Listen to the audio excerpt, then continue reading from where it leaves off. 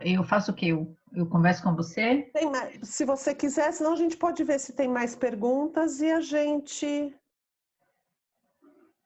Alguém tem perguntas? Mandem no chat para a gente ver. Márcia, Ok, fale. Márcia, eu tenho Fale, também. Isaías, fala para a gente.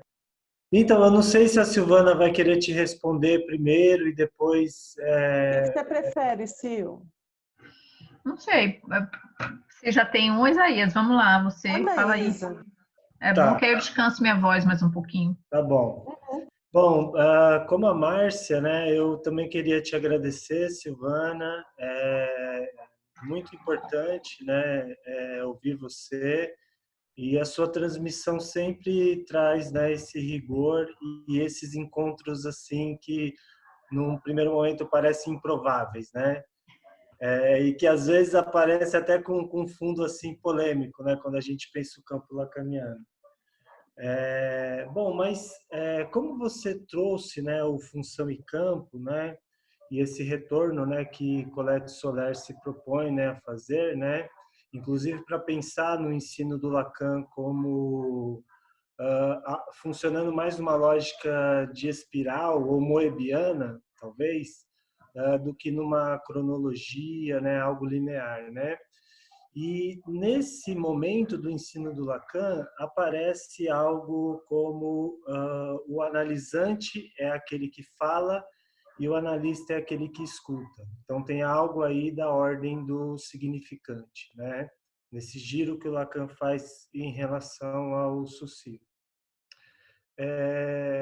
Só que no desenvolvimento do ensino do Lacan, nós vamos percebendo que o analisante também é aquele que escreve, porque o inconsciente é aquilo que se lê, né? Então, o analista fica então na posição daquele que lê do que foi escrito. E eu acho isso muito interessante, porque a gente pode notar o empenho do Lacan em recuperar, por exemplo, nos textos assim do Freud, onde aparecia o psiquismo como um aparelho de escritura, né? A gente pode ver no projeto para uma psicologia científica, no capítulo 7 da interpretação dos sonhos e também no bloco mágico, né? Não à toa, Jacques Derrida vai fazer toda uma retomada, né, para pensar o psiquismo como essa máquina de escritura, né? Eu acho que o último ensino do Lacan, né, ele vai caminhando para isso, né? Inclusive, se você cita, né, o texto da Carta Roubada, né, que é contemporâneo do Seminário 2 do Lacan, e depois esse pós-fácil, né, que é acrescentado na edição dos escritos, esse pós-fácil denso, hermético, né, do Lacan.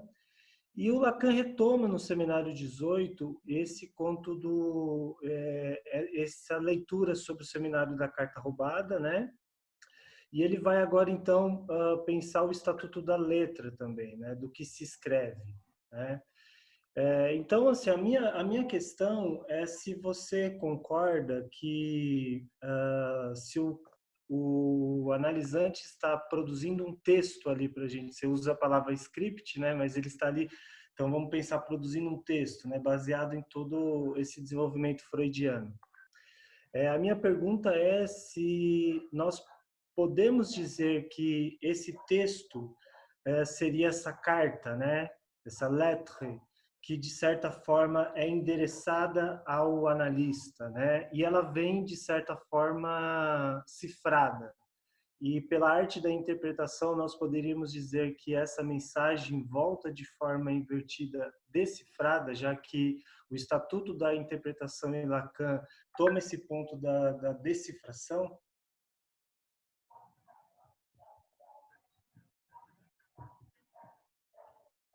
Interrompeu aí? É isso, Silvana. Obrigado. Tá. Eu acho que eu posso responder essas duas. Pode. Para não ficar tanta coisa para falar. Mas se esse significante funciona, é sempre polêmico, né? O que que funciona, né? Porque, Não por exemplo, a sei. gente vai falar do cartel. Tem pessoas Uhum. que dizem que estão fazendo cartel, mas não é cartel, na verdade. Ele não está funcionando como um cartel, só tem um nome, né? Uhum. A análise também, às vezes, eu estou fazendo análise, mas não está funcionando como uma análise, né? Não está Uhum. ali acontecendo. Então, sim, o analista faz a oferta, a partir da oferta feita vai gerar uma demanda, e pode ser uma demanda de um ser falante, um ser down, um ser X, W, Y, Z. Uhum. No hospital psiquiátrico, tinha a ala dos deficientes, né, com síndrome de Down. E eu não conseguia acessá-los. Naquela época, eu não conseguia. E o diretor do hospital queria que eu atendesse a todo mundo, porque essa era a ideia, né? Um psicólogo para Uhum. todo o hospital, vocês imaginem. Eu falei assim, olha, doutor, você deveria ter contratado um psicólogo da teoria comportamental, porque eu não sei o que fazer com eles. Eu sempre fui muito ousada, viu, Isaías? Eu gostei quando você falou em pontos improváveis. Essa é a minha marca, desde novinha. Eu dizia assim, vocês deviam ter contratado um outro profissional, porque um psicanalista, como é que eu vou fazer? Eles não querem ficar falando, associando. Mas hoje eu acho que eu responderia diferente, eu tentaria fazer alguma coisa. Mas, na verdade, o sucesso da análise depende de quem procura, né? Então, é do Uhum. analisando. Então, assim, se eles conseguirem ficar, é porque teve um SQ de transferência que colou com o nosso, né? Quando não cola, pode ser o melhor analista do mundo, eles não vão ficar, entendeu? Pode ser uma pessoa muito experiente, eles não vão ficar. Então, tem coisas. O funcionar, talvez, seria a única coisa, é quando acontece a transferência, né? Porque se Uhum. acontecer a transferência, e se o analista não estiver resistindo, ele vai poder sustentar essa transferência. Porque a resistência é do analista. Então, às vezes, eu resisto em alguns casos, tenho certeza. Uhum. E eu resisto logo no início, porque eu digo coisas assim que eu jamais diria para alguém que eu quisesse dirigir o tratamento. Eu seria mais cuidadosa, que é a sua interpelação, né? Como é que a Uhum. gente vai dizendo, né? Como é que coloca, não pode colocar na hora que a gente pensa, tem que achar o momento certo para poder fazer as intervenções, né? E jogar Uhum. aquilo que a gente minimamente sabe. Minimamente sabe, porque dizer isso responde ao Isaías. Interpretação foi um tema que já estudamos nesses 20 anos, mas que foi no campo freudiano ainda. Então, nesses 30 anos, quem interpreta? Essa era a pesquisa. Era o analista ou o inconsciente, né? E após esse longo percurso de quem interpreta, chegamos nós à conclusão, Isaías, que quem interpreta é o próprio inconsciente, né? Porque o sonho interpreta, ele já vem, é uma interpretação, ele vem cifrado, né? E eu gosto do jeito que você fala, né? Como produzir esse texto e de alguma maneira é invertido, né? Porque ele está produzindo para o analista. É para o analista que está sendo produzido. Nesse lugar de sujeito suposto saber. Nesse lugar de grande outro. Então, quando o analista diz qualquer coisa, isso vai voltar de forma invertida, né? Não necessariamente uma interpretação cheia de sentido e significado, como fazem os freudianos. Quem já fez análise freudiana sabe o que é uma interpretação freudiana. Uhum. A interpretação lacaniana não vai para aí, né? Ela faz ironia, ela faz escansões, ela faz silêncio, interrogações, para que esse que está falando possa escutar, ou até repetição, né? Você repete o que ouviu para que ele escute. Tem um caso muito interessante que uma pessoa que se analisava comigo dizia: porque o menino, se referindo ao sobrinho, porque o menino. E aí eu me referi assim ao menino. Eu falei assim: então porque o menino fez isso? Quando eu falei, quando veio da minha boca o menino, ela não conseguiu escutar. Eu falei assim: que coisa horrível, o menino, né? Vindo de você, eu pude escutar o quão grosseiro é chamá-lo de um menino. Me referi a ele como um menino. Então, é esse truque mesmo que a gente está na cena analítica reproduzindo o tempo inteiro. Mas as menções que você faz são exatas. É o capítulo 7, da interpretação dos sonhos, do bloco mágico. Eu acrescentaria Litura Terra, porque, veja, o Lacan, que foi autor dos escritos, né? Foi ele que compilou, ele colocou Carta Roubada no início, abrindo os escritos. E depois ele colocou Litura Terra, abrindo os outros escritos, né? Então tem algo aí da letra e dessa escrita. E eu, Isaías, geralmente falo assim, para os meus analisantes, não é sempre, mas geralmente falo assim, no texto que você trouxe hoje, eu cheguei a dizer assim, no texto de hoje eu destaco isso que você pode trazer hoje, eu destaco, né? Tal como se fosse mesmo um texto escrito. Não sei se te respondo, Sim, não, mas te agradeço. Silvana, inclusive, essa, é, talvez a gente pudesse chamar de metáfora, né? Essa metáfora o Freud usa, né? Tanto principalmente na interpretação dos sonhos, no capítulo 7, aí depois no bloco mágico, né? A gente vê que tem texto mesmo sendo escrito, é uma metáfora, inclusive, do próprio Freud. Uhum. Com certeza, está sendo escrito e escutado, né? Escrito, marcado, porque a voz tem essa potência. Olhar, o ouvido, né? O olho, o ouvido, a boca, o ânus, os buracos do corpo. E ao escrever, né? Escrever, né? É juntar pedaços e poder escutá-los de outro lugar. É isso que vai operar a mudança. E a gente precisa acreditar nisso. Acreditar e praticar isso. Então, quanto mais tempo vocês estiverem na clínica, mais praticando isso, vocês vão vendo os efeitos disso na clínica de vocês. Eu estou falando para vocês, 30 anos clinicando. Quando eu tinha 10, não era assim, não era tão fácil. 20, talvez não fosse tão fácil. Tem algo aí do final de análise mesmo, quando acontece o desejo de analista, que as coisas de fato vão mudando. Mas para isso leva tempo, né? Mas a gente não pode esperar isso chegar para começar a clinicar. Então, tem que ir clinicando e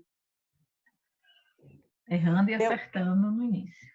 É isso que você está falando, eu acho curioso quando a gente olha para o nosso percurso enquanto psicanalista, né? Eu estava comentando com a Brenda essa semana que quando eu ainda não me dizia psicanalista, eu ainda era 100% psicóloga, eu atendi uma menina que aí ela saiu e agora ela voltou, e enquanto eu estava nessa transição da psicóloga para psicanalista, hoje que eu retomei o atendimento dela, que eu fui buscar comigo tudo que eu sabia dela, eu vejo que aquela Márcia fez coisas que hoje eu não faria. E é o nosso crescimento, né? Isso que é legal, as coisas ficam mais fáceis. Ou a nossa deformação, viu, Márcia? Pois é. Eu acho mais legal falar que a gente deformou. Porque o crescimento pressupõe uma cronologia, né? A gente vai crescendo, melhorando, né? Ao contrário, a gente vai ficando mais poroso mesmo, mais deformado, mais aberto a outras coisas também, né? Eu acho. Eu não sei se mais alguém tem pergunta, mas tem uma pessoa que mandou aqui para mim que ela não está conseguindo falar com a gente pelo áudio, que acho que ela está com problema, mas ela tem uma pergunta, ela ainda coloca, né? A Maristela. Ela tem uma pergunta bem primária. Eu não acho, Maristela, que quando você falou, né, que você atende crianças a partir de 3 anos, a criança fala, já dá para fazer análise, né? Mas e se essa criança ela coloca traços de autismo, que ela, de repente, você percebe que ela está entendendo, mas ela não fala. Como que entra isso? E isso me lembra muito uma pergunta que uma vez fiz para a Michele, que eu estava começando a estudar Lacan. Como é que a gente pensa em linguagem para uma pessoa com deficiência auditiva? Né? Então, eu acho que a gente está falando aqui de pensar o que é a linguagem, né? Queria que você falasse um pouquinho para a gente, Silvana. Eu não tenho nenhuma experiência com autismo, nenhuma, zero. Pouquíssima Não posso também. dizer nada do autismo. Mas em questão de fala, né? Porque acho que a questão dela aqui é exatamente essa, né? Sim. E não é só fala a palavra, né? A linguagem ela existe em tudo, Sim. né? O sintoma é uma linguagem, o corpo é uma linguagem, essa manifestação. Então, se a gente entende isso, até um surdo e mudo, bom, tem a linguagem de sinais, né? Mas também eu não tenho experiências com surdo e mudo. Sei de algumas pessoas que até clinicam, atendendo esse público. Já fiz o cartel com alguém que trabalhava com esse público. Mas o que quer que eu diga vai ser intuitivo, né? Eu não gostaria de falar sem experiência. Então, não tenho muito a dizer a respeito disso. Agora, que existem neuróticos que não abrem a boca na sessão, isso é muito frequente. Quase mudos. E curiosamente vão, né? Assim, uau, você veio até aqui, não dizer nada? E continuava indo. Continuava indo. Então, alguma coisa acontecia lá. Então, Sim. nos A faz dar muito mais Brenda tem trabalho, né? pergunta também. Dá muito mais trabalho, né? Brenda? Oi, tô aqui. É o Felipe que controla a mãozinha, Brenda. Ah, tá. Mas eu pensei que. Não, mas acho que Podia você ser. também vê. Acho que fica para Não. todo mundo. Não. A fila de mãozinha é só do Felipe. Não é? Eu tô vendo Para mim não aqui. apareceu. Para mim não apareceu. Estranho. Ai, tá bom. Não. Depois a gente Tá. vê isso. Não Você importa. clicar no participante. Eu pensei que era para Clicar. fazer isso. Eu acho que eu fiz algo errado Tá, também. beleza. Tá. Ah, achei! Mas vamos lá. Olha aqui, achei essa mãozinha, meu Nos amor. participantes. Ah, tá. Na Gente, lista é de muita participantes. coisa. A gente vai para Márcia a só. gente vai se acostumar, Márcia. A gente vai ficar bom nisso ainda. Ops. Na verdade, Silvana, eu gostei muito das suas colocações, né, da sua fala. E eu gostaria de fazer assim alguns comentários até para pensar, né, até para ver o que você acha também. Uma coisa que você falou sobre a medicação, que a gente não deve ser contra a medicação. Eu gostaria de fazer um comentário que, na verdade, eu escrevi um pouco sobre isso e, assim, claro, eu acho que a gente não é que a gente é contra a medicação, e eu falo nós psicanalistas, e eu tenho certeza que você, Silvana, também concorda com isso, mas é essa banalização da medicação. Claro. E essa coisa de que agora todo mundo, qualquer coisa, né? Qualquer coisa. Você pega o DSM, o último, que é o 5, né? A partir de 15 dias de um luto, de você perder alguém que você ama, se você não estiver bem, você pode ser medicado. Você vai lá no seu médico, você pede. Qualquer clínico geral, qualquer pessoa.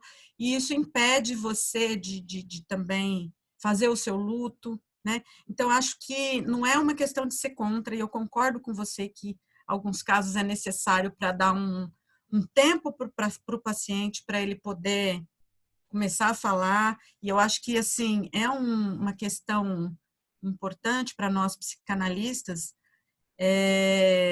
Muitos pacientes vêm assim, não, a minha psiquiatra disse que eu nunca vou poder parar de tomar remédio.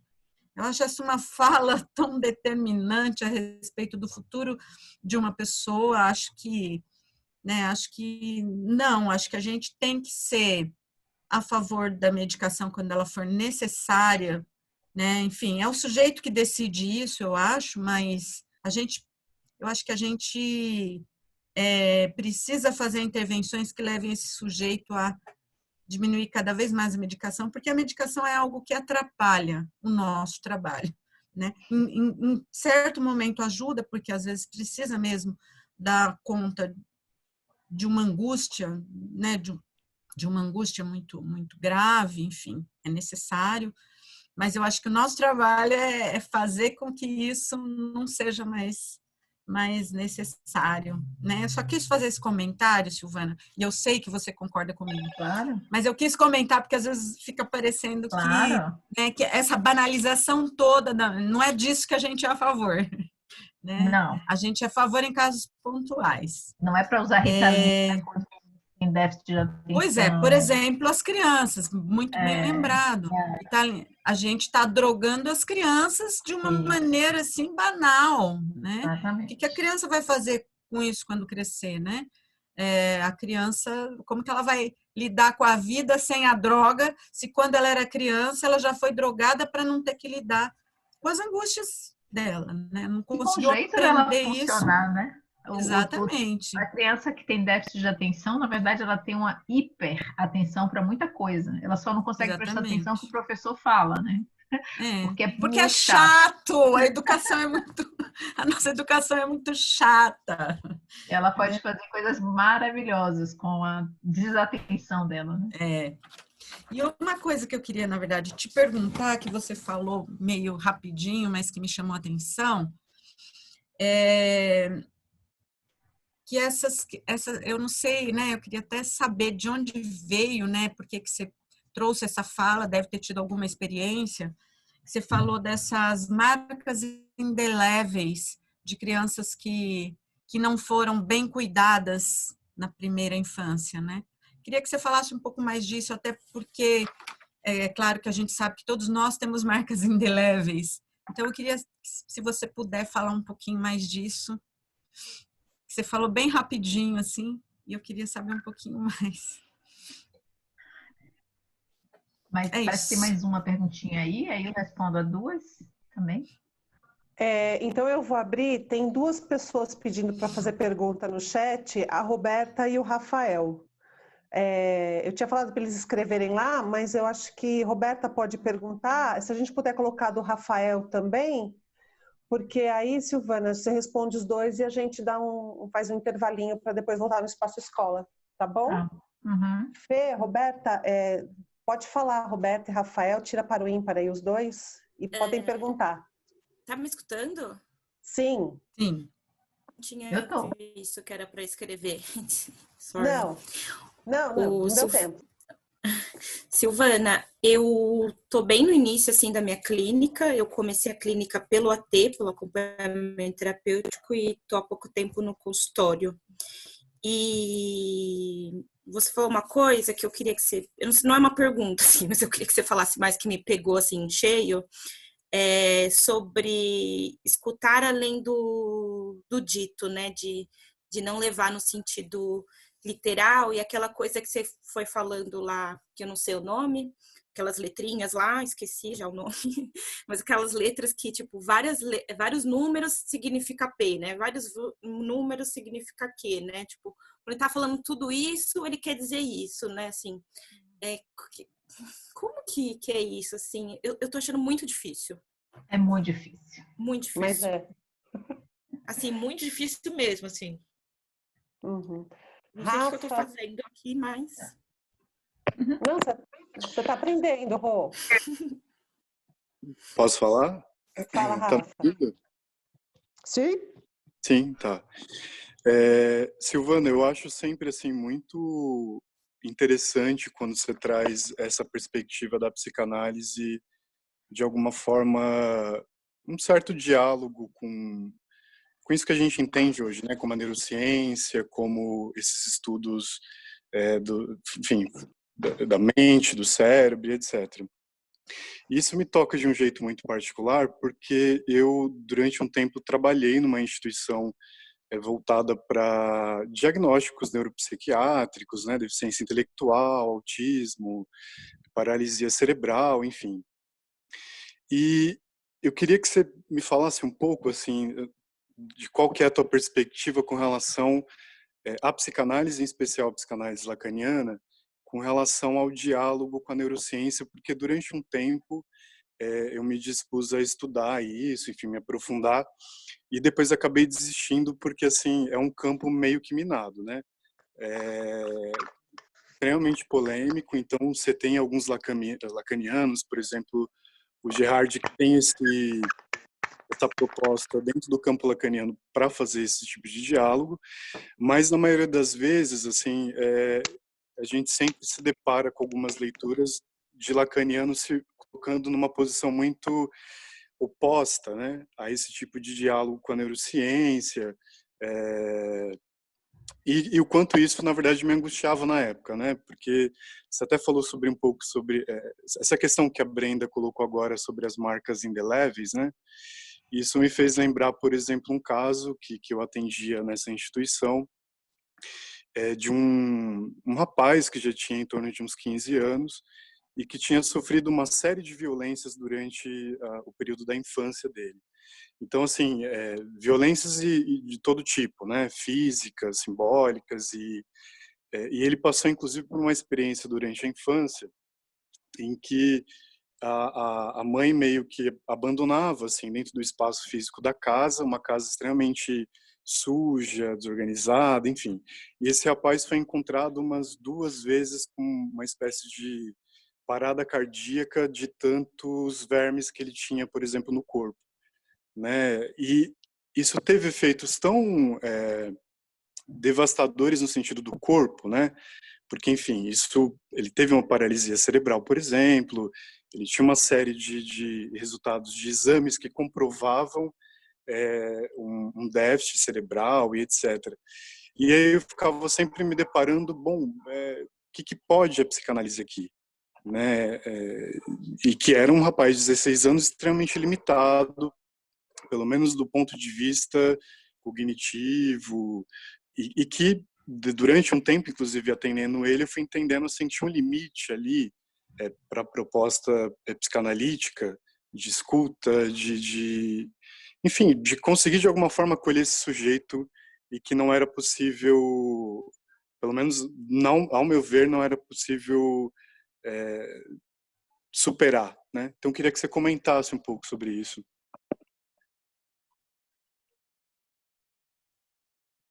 Agradeço, Roberto, porque essa pergunta vai ajudar a responder a primeira, né, da Brenda, que também pensava, Brenda, num caso, né, de um garoto que teve uma mãe pouquíssimo maternal, e nesse caso, tal como o do Rafael, de um pouco de abandono.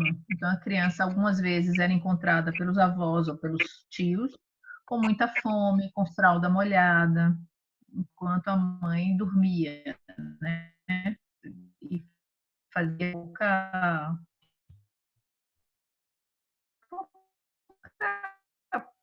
o Tibitat, né? Aprendemos na psicologia, na fisiologia 4. Eu me lembro do professor falando que o desenvolvimento é céfalo-caudal. A gente começa a desenvolver aqui até lá embaixo. E é por isso que tem que botar fralda nas crianças, porque elas não podem desenvolver ainda o controle do esfíncter, né? Nem da urina, eles não conseguem. Não tem esse desenvolvimento. Os nervos não chegaram lá embaixo ainda. Vão chegar, mas não chegaram. Com o cachorro é a mesma coisa. Não adianta treinar o cachorrinho, porque ele também não desenvolveu ainda, o filhotinho. Então, a gente tem que entender que esse corpo, ele tem neurônios, né? Ele tem esqueletos. Então, quando as crianças sofrem muita privação, como é o caso do Rafael e esse que eu estou me referindo, alguns teóricos da neurociência acham que existe um comprometimento na área do afeto, que mais ou menos se localiza aqui na frente, no lobo frontal. E isso é como se a rede não se formasse, né? As conexões ali ficam carentes. Então, Rafael, eu tenho grandes dificuldades com casos assim, tá? E a psicanálise pode muito pouco para esses casos. E é interessante ver como, às vezes, a religião ajuda mais, ou as próteses, né? As outras formas de acolhida funcionam mais do que essas. Porque eu acho que o ser humano já foi ali num tão desamparo, e o que a psicanálise pode oferecer, aí volta, Márcia, não funciona, aspas, né? Para esse sujeito, né? Eles não engatam na análise. Eles não engatam, eles vão, mudam de analista, mudam de terapia, usam muitos remédios, né? Muitas próteses para esse eu que foi tão pouco formado, né? Tão pouco circunscrito, porque é necessário saber que o outro me deseja, que o outro não pode menção de pertencimento a alguém, né? É o adotar e ser adotado. Então, em casos assim, as marcas indeléveis são muito difíceis de tratar pela psicanálise por outras áreas também, viu? As pessoas ficam meio reféns e nesse sentido, um pouco rebotalho mesmo. E aí, às vezes, a gente encontra nesses casos muita drogadição, substituições, né? Próteses de outras formas, né? As pessoas não conseguem se inserir. Então, eu diria isso da questão, e toda vez, Rafael, que eu falo do Siddhartha, o que eu falo de que eles estão atentos ao que o Freud dizia, muitas vezes as pessoas não me ouviam, meus colegas, assim, veteranos, sempre achavam absurdo.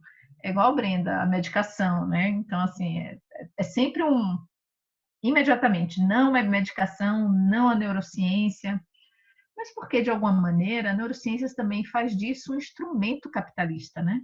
Então, aí pegam os conhecimentos da neurociência e vão aplicar a educação, e vão aplicar não sei o quê. Então, hipermedicar.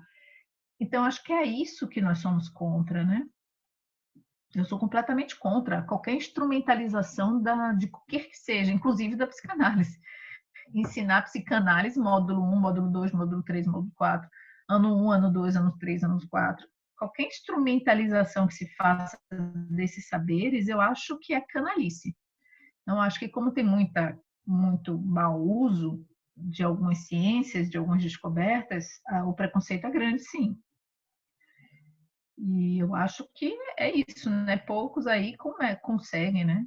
Realmente, como Isaías disse, são improváveis e polêmicos. Eu não tenho assim uma acolhida 100%, né? Porque é difícil. Interlocutores, né? Que eu sigo sozinha mesmo essa pesquisa. Tudo que fala eu vou, Siddhartha vem eu leio. É uma questão minha, entendeu? Agora eu já sei que tem você, Rafael, aí. Não sei se você é do ABC, de onde você é. Você é do ABC? Você está longe? Rafael. Sim, Rafael é nosso colega. É nosso colega. Colega do movimento. Do movimento e a gente está tentando arrastar ele para o fórum também. A gente consegue. Tá vendo, Rafael? A gente precisa fazer um cartel sobre isso. Vamos, eu topo. Quanto a Roberta, querida Roberta, tem uma frase de Freud que diz: por que você me pergunta se eu vou para Cracóvia quando você quer me perguntar se eu vou a não sei onde? Quem sabe essa frase de cor? É uma frase assim, né? Por que você me pergunta que eu vou para não sei onde querendo dizer outra coisa? As pessoas estão sempre falando uma coisa querendo dizer outra, né? Então, o que elas estão querendo dizer que a gente está mais ou menos entendendo, entendeu? É o dito que elas estão dizendo, blá, blá, blá, blá, blá, e o dizer, né? Então, às vezes, elas estão no blá, blá, blá, blá, para não dizer isso aqui, entendeu? Aí ficam, para não dizer isso aqui, que é alguma coisa que é do inconsciente, que é o que incomoda, que é o que está atrapalhando. Então, a gente fica assim, por exemplo, alguém falar de uma coisa e faz um silêncio e continua. O analista deve perguntar: o que aconteceu aí que você fez esse silêncio? Porque quando ela começar a falar, ela vai falar de alguma coisa desagradável. Então, esse é um dizer. Então, ela está numa cadeia de fala. Tá, para aqui. Aí, quando ela para aqui, ela continua. Tá. A gente não pode deixar ela continuar, viu, Roberta? Tá. Aí a gente interrompe. Mas por que você parou? Que você vê silêncio. O que aconteceu? Aí ela vai dizer: porque eu me lembrei disso aqui. Aí ela vai para cá. Aí quando ela chegar aqui, ela vai continuar. Tá, até uma outra coisa. Aí a gente interrompe. Aí vai para cá. Por isso que é topologia. Ó, topologia. Banda de Möbius. Gross Cap. Eu acho lindo. Lindo aqui, tá, Renata? Mas Roberta, mas lá no ofício, né? De escutar as pessoas. Entra uma, sai outra, entra uma, sai outra. Gozando de sofrer, o que é pior, não é simples. Elas vêm reclamar, querendo que a gente liberte elas. Mas, no fundo, o sujeito do inconsciente é feliz. Ele goza no sofrimento. Sim. Esse é o grande problema. Como libertar as pessoas desse gozo mortífero. porque de alguma maneira eles estão ali gozando mesmo do sofrimento. E aí as análises ficam infinitas. Aí o Freud lá no testamento dele diz análise finita e infinita, né? Uhum. O que há de infinito no análise? A gente teria que fazer tem que fazer um intervalinho para a gente poder tomar um café, fazer um pipi e tal. A Aline, que é nossa colega, nossa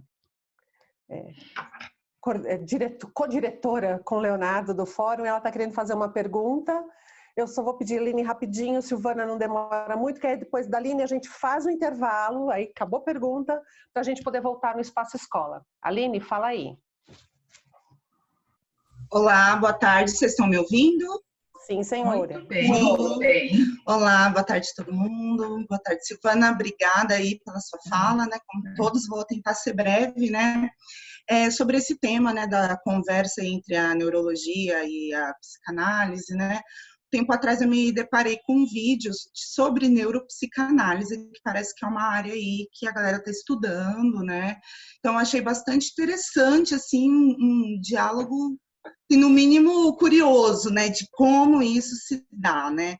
E aí eu fico pensando, né, que num desses estudos, né, eles estavam falando sobre o efeito das experiências de vida no funcionamento cerebral, algo mesmo com que as experiências, então a marca, né, das experiências neste funcionamento orgânico, biológico, né. E aí eu fiquei pensando como isso se daria, por exemplo, na clínica psicanalítica, né?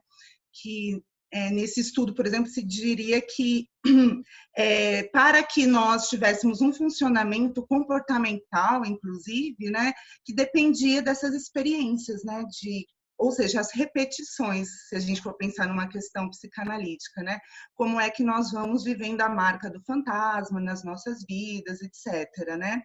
Enfim, e aí eu fiquei pensando no ponto de vista psicanalítico, como é que nós poderíamos pensar na direção do tratamento e na cura, de uma forma que, se está inscrito no corpo, como nós podemos manejar aquilo que é da ordem do biológico. Então, a gente poderia, não sei, né, se eu estou indo muito além também, né, mas assim, se uma psicanálise também poderia fazer modificações nesse corpo, entende? Não sei se ficou claro, Silvana. Olha, ficou, Aline, mas eu tenho uma boa coisa para te mostrar no Espaço Escola para te responder, tá? Então, só vou destacar o que você diz assim, como é que a gente opera no biológico, né? Não é isso que você disse? Uhum. Aí eu te diria, será que há separação do biológico, do psíquico, da fala, da linguagem, né? Uhum. Essa é a questão. Nosso Que corpo corpo é esse, né? Existe o biológico, existe o psíquico, né? Esse dualismo, né? Ou é o RSI, aquele nó que eu mostrei lá atrás, né? Ali, tudo misturado junto. E aí tem uma imagem ótima para você no Espaço Escola. Ótimo. Para vocês voltarem.